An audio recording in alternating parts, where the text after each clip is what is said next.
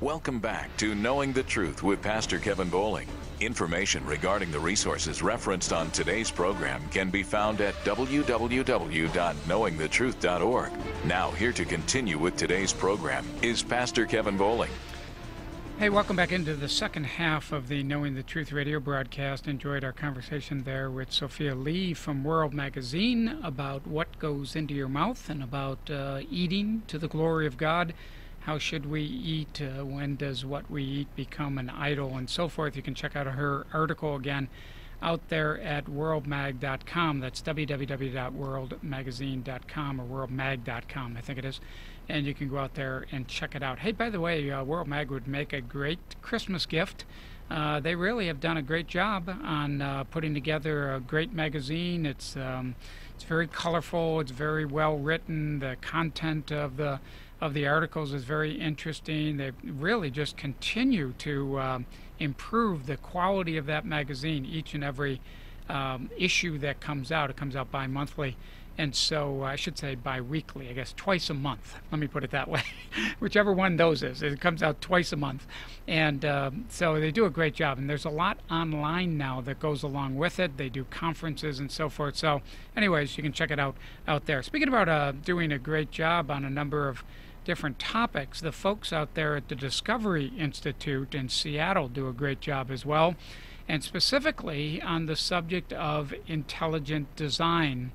And intelligent design really plays in that space in between creationism on the one hand and Darwinian or naturalist theology or philosophy on the other hand.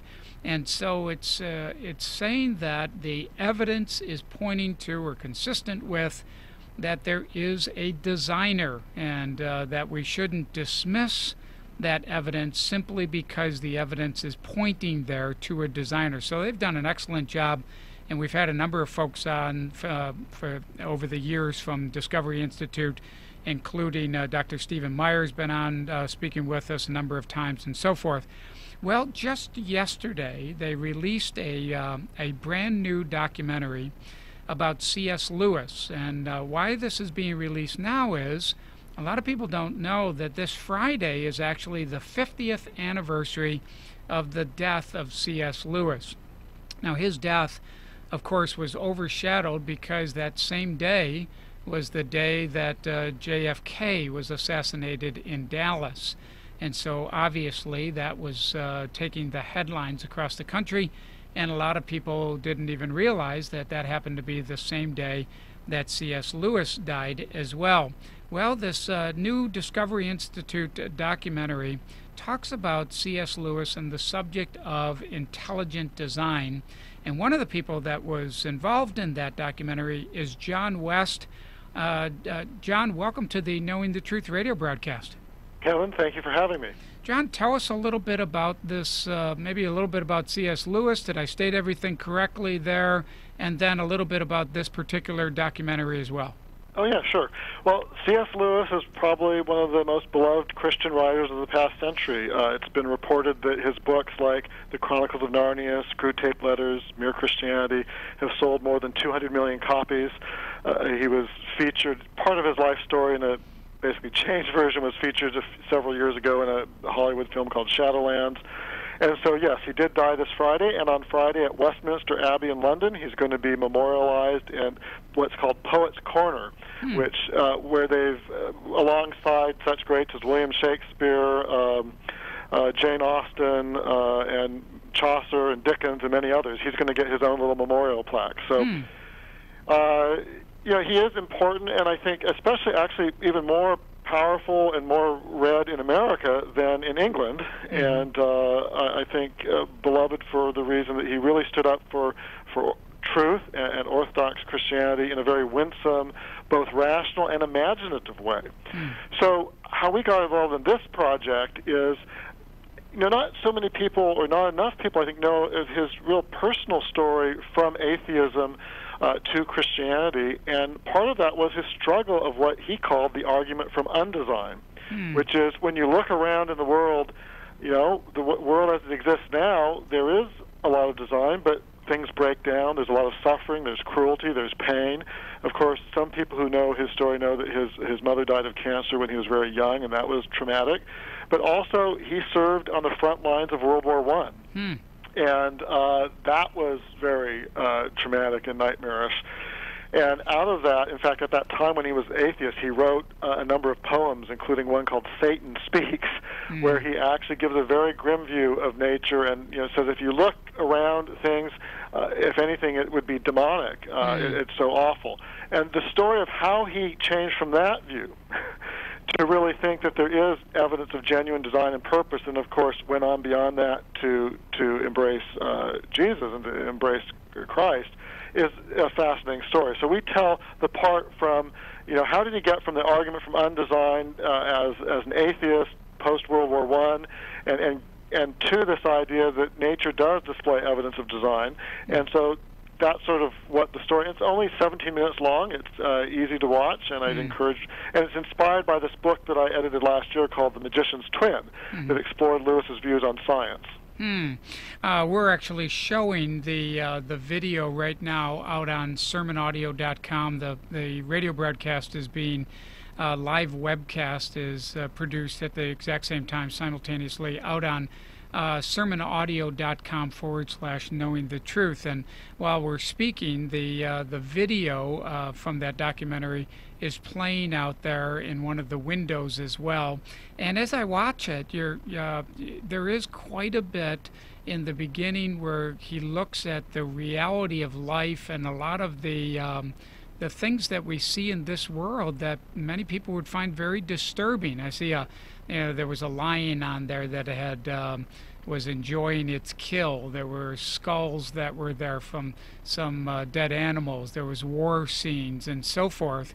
And so it must be that point in the video where Lewis was looking at all of this around him and coming to such dark and dreary conclusions about the world. Is that correct?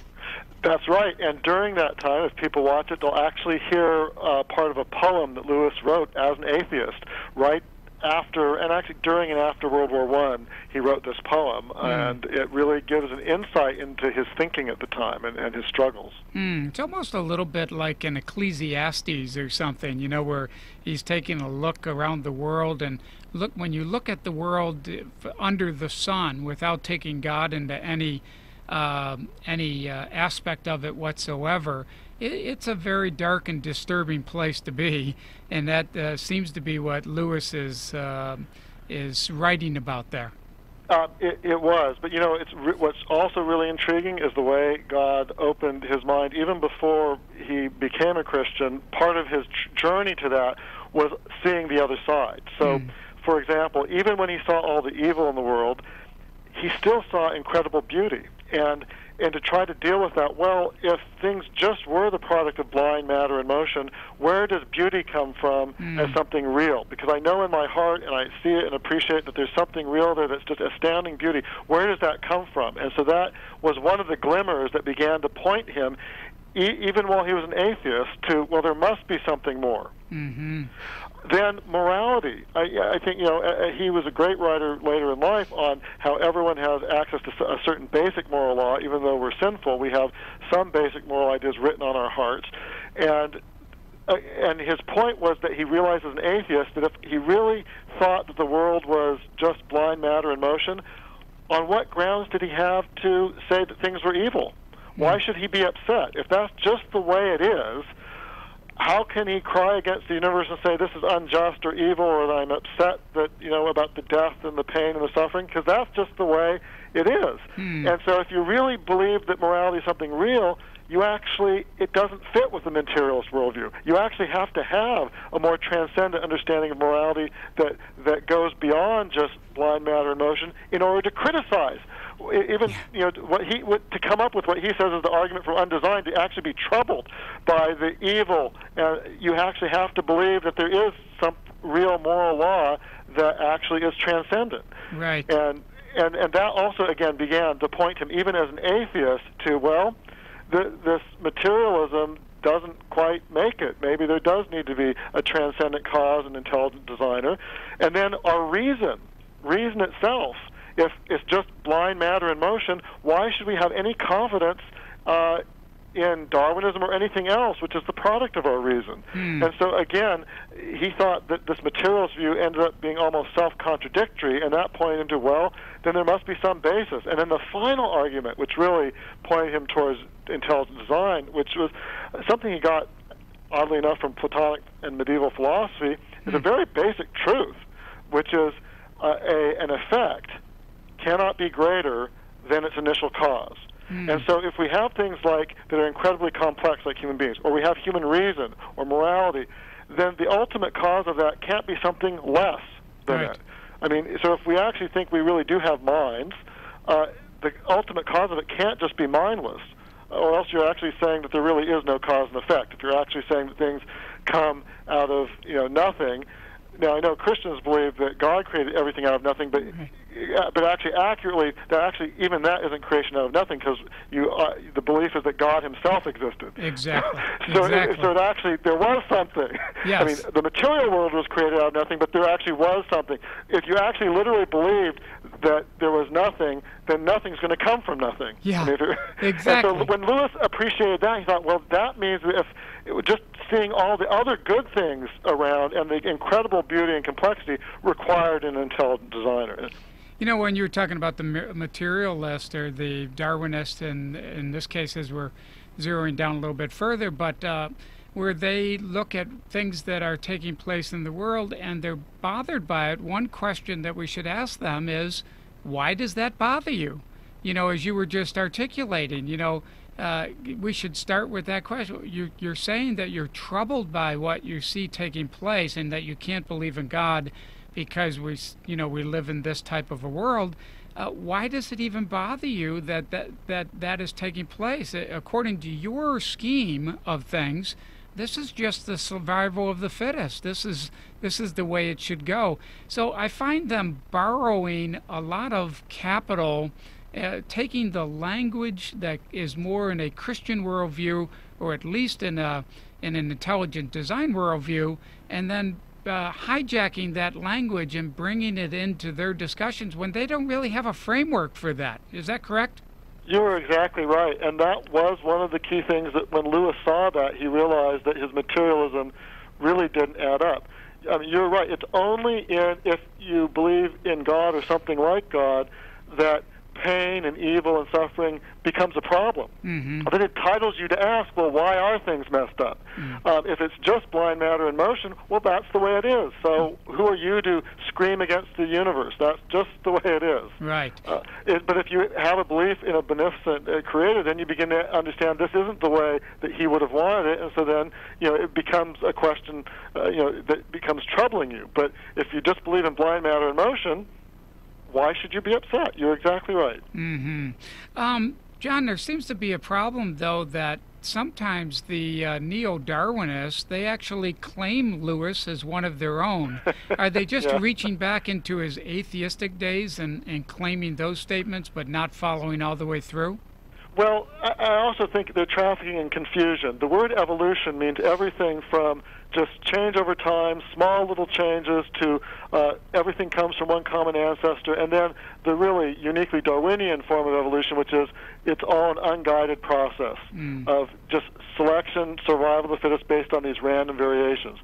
So when you talk about Lewis and evolution, we need to be a little more specific. And I would say on the issue of common ancestry, whether everything came from one common ancestor, Lewis, as a Christian, didn't see reason to object to that, although as he grew older, he grew more skeptical of those claims, and we know that from his letters and from things that he wrote.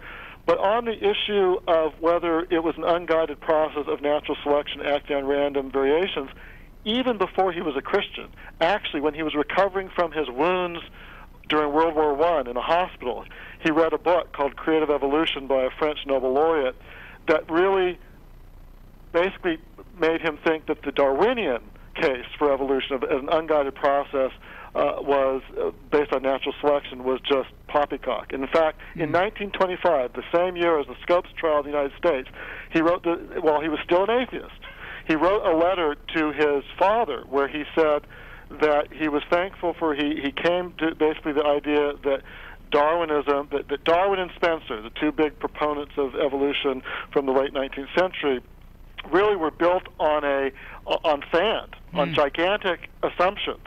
And he was saying that even while he was still an atheist. So he came to, distrust especially the claims about what natural selection and unguided, mutations could do, even before he was a Christian. In his film, well, let me first remind our listening audience who we're speaking with here today. We're speaking with Dr. John West. He's the vice president of the Discovery Institute, where he is the associate director of the Institute's Center for Science and Culture and director of the C.S. Lewis Fellows Program on Science and Society. He's written a number of books, 12 books I think he's edited, including The Magician's Twin, which we've alluded to during the broadcast today. And we're talking about C.S. Lewis, and we're talking about him specifically for two reasons. On Friday of this week is actually the anniversary of C.S. Lewis' death, the 50th anniversary. And also, we're talking about C.S. Lewis because of a brand new documentary that's just been released by the Discovery Institute. There's actually a web page that you can go to. You can certainly go to discovery.org, but there's also another page that you can go to. It's cslewisweb.com. That's www.cslewisweb.com, and you can see all the information about The Magician's Twin, the book that came out that Dr. West edited, and also you can see the brand new documentary out there as well by the same name, The Magician's Twin, C.S. Lewis and the Case Against Scientism. Dr. West, I wanted to ask you, how did C.S. Lewis prophetically warn about the potential misuse of science? What did he have to say about that? We see that taking place so much in our day and age. Did he see something like this coming? He did. In his books, The Abolition of Man, and then a novel, That Hideous Strength, that if people haven't read, I strongly encourage it. He really, in his time, both in places like the Soviet Union and in Nazi Germany and in his own home of England, there were lots of social Darwinists who were saying things like, we need to breed a better human race using eugenics. Scientists are the only ones who know anything, therefore they basically need to be put in political power, and so that really means some scientists, not all scientists, need to be given political power. He thought this was really destructive of a free society, and so he warned about that, and the penchant to try to remake the human race using genetic engineering, the coercive uses of science. And I do think that is, you just need to look at the headlines, whether it's the use of 24-hour-a-day surveillance or drones, which, I'm for certain appropriate forms of government surveillance, but frankly, I think some of the things that are proposed are rather scary. To simple things that would seem silly, but, if you think about them more deeply, they get kind of concerning. New York City trying to ban sugary drinks of certain sorts. Now, I don't let my kids drink every drink under the sun, but that sort of micromanagement in the name of science. Science tells us that it's bad. We don't want people to be obese. Therefore, the government now is going to dictate what we can actually buy and imbibe. Or some in the global warming debate have actually said, there's one scientist in England who said we need to basically put democracy on hold for a while. Wow. So that we could, and people have praised actually communist China, because communist China has, I think, banned certain forms of plastic bags. And wouldn't it be? We should be doing what China is doing. They're much better than our democracies on global warming. Which this is sort of scary. Whatever your view on climate change, this sort of rhetoric is very authoritarian and scary. It's the sort of thing Lewis predicted. And when you think about China, there, of course, the one-child policy as well. And so many of those radical environmentalists, they think that people are the problem, not the solution to this problem, but they are the problem in and of themselves. And therefore, if we could just do away with people, then we would have this pristine environment, and it's all about the earth and all of these types of things. I think the bottom line in this, Dr. West, is that really understanding, having a worldview that looks at these things, in particular from our view, from a Christian worldview, it really does have ramifications on every area of life. It's not just a a discussion for the academics or for the theologians, but what we believe is going to show up in our headlines every day as well, right? Is that what you guys try to do at the Discovery Institute? That's right. And as it says, in Proverbs, as a man thinketh, so is he. And I think that is very true. And I think a lot of times we're so focused on the symptoms that we don't focus on about some of the root causes in these really fundamental worldview things. As you start thinking about, that is what ends up in the wider culture. And so you're exactly right. It's not just the ivory tower. It's what happens to your kids when they if they go off, what our modern culture is selling them on certain lifestyle things that, in fact, are very destructive. On social policy, you're right. I'm involved in a project now called The War on Humans, which is for next year. And when you read what some of these people are saying, who you would want to think are just fringe figures, but in fact are at major research universities with taxpayer support, they do think humans are the problem. And they would be, in some cases, would like to reduce the human population by 90%. That is just scary when we think about those things taking place, and that many of these people are now in positions of power in our government and in our society.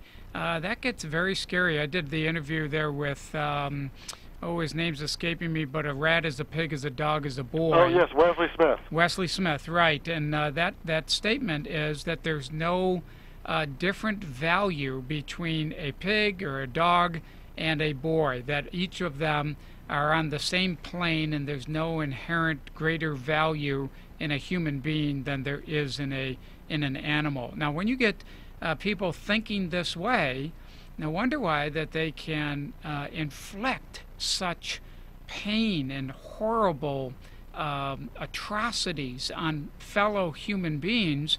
It starts in the mind. It starts where you're thinking about human beings as being less than human, and then suddenly, once you conclude that they are less than human, you'd be surprised what the human race can do to each other. We saw that, of course, in the classic examples in Nazi Germany, but don't conclude that that was an isolated incident. That type of mentality is still alive and well in our society today. Dr. West, we thank you for the great work that you guys are doing out there at the Discovery Institute. We really appreciate the books that come out of there, and the projects like this one today with the C.S. Lewis documentary and so forth. Anything else we should be looking for on the horizon that will be coming out soon from the Institute? Well, you mentioned Wesley Smith, and he has an e-book that will be coming out that deals with some of these matters, and we'll be having a documentary early next year titled The War on Humans, where we will really expose what is, in fact, happening on some of those issues. And I think people do need to know about it, because their kids are going to be getting it in the schools, and it does start with how you think about things. Well, very good, and thank you again so much. I'll point people to the website here in just a couple minutes, but thank you so much for your time today on this subject. We really appreciate it. Well, I always appreciate being on. Thank you for having me. Okay, thank you so much. That was Dr. John West, and Dr. West is the Vice President of the Discovery Institute, where he's also the Associate Director of the Institute's Center for Science and Culture and the Director of the C.S. Lewis Fellows Program on Science and Society. He has written or edited 12 books, including The Magician's Twin, C.S. Lewis on Science and Scientism and Society. That was the subtitle of that book, and so you can check that out. He's written a number of other books as well. He's been interviewed on the Time Magazine, the New York Times, the Washington Post, CNN, Fox News, and now we can add to the list the Knowing the Truth radio broadcast, which I'm sure is on the top of his list there on all those different periodicals that we talked about.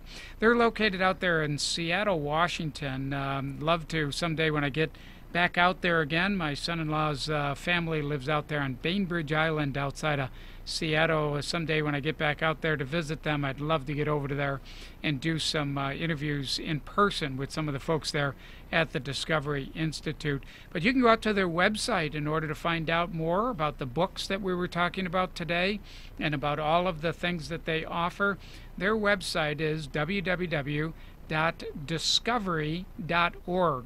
That's www.discovery.org, and you can find out more information. By the way, there's also information out there about, we're running and showing right now on Sermon Audio, about the magicianstwin.com. That's one page that you can go to look for that information about the documentary we were just referring to, and also www.cslewisweb.com. That's all one word, www, all one word, cslewisweb.com. You can find out more information out there. I mentioned when we first introduced Dr. West on the program today that I've done interviews with some of the other folks there from the Discovery Institute, specifically Dr. Stephen Meyer. The most recent discussion I think that I've had with him was about a book that he wrote called Darwin's Doubt. And it was talking about the Cambridge explosion, that there was a sudden burst in the layers of fossil records that are found in certain layers. And this was something that was a problem to Darwin. He didn't have a good answer for it, and it was a gnawing problem. And Dr. Myers came on the program and talked about that issue. Also, Dr. Myers has been on the program to talk about his book. It's called Signature in the Cell. Well, Darwin's Doubt was his book as well, but Signature in the Cell was kind of his seminal work that he did. The idea of that book was, you know, when we look out in space and we see all of the glorious creation in outer space, like we see with, or even the near heavens as well, like Psalm 19 says to us, you know, when we behold the glory of God in the firmament and so forth, you know, this great expanse that we see out there, we can see very clearly the fingerprint of God on all of those things. Well, now, in our day and age, in the time that we live in, we can now not only look through the telescope to see those things, but we can look through the microscope to see those things as well. And when we look down to the very minutia of life, you know, in the cell, we find that the signature of God is there in the cell as well.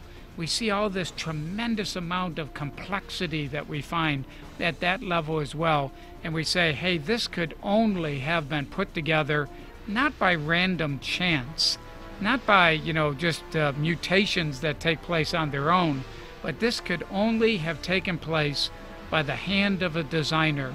And for us as Christians, we say that designer is none other than Almighty God himself, the God of the Bible. He has done this. He has done these wonderful things, and greatly to be praised is his name. Well, thanks for joining us again. Remember this, Jesus said, you shall know the truth, and the truth shall make you free. We'll see you next time, right here on Knowing the Truth. You've been listening to Knowing the Truth with Pastor Kevin Boling. Knowing the Truth is the outreach ministry of the Mountain Bridge Bible Fellowship, located on Highway 25 in Travelers Rest.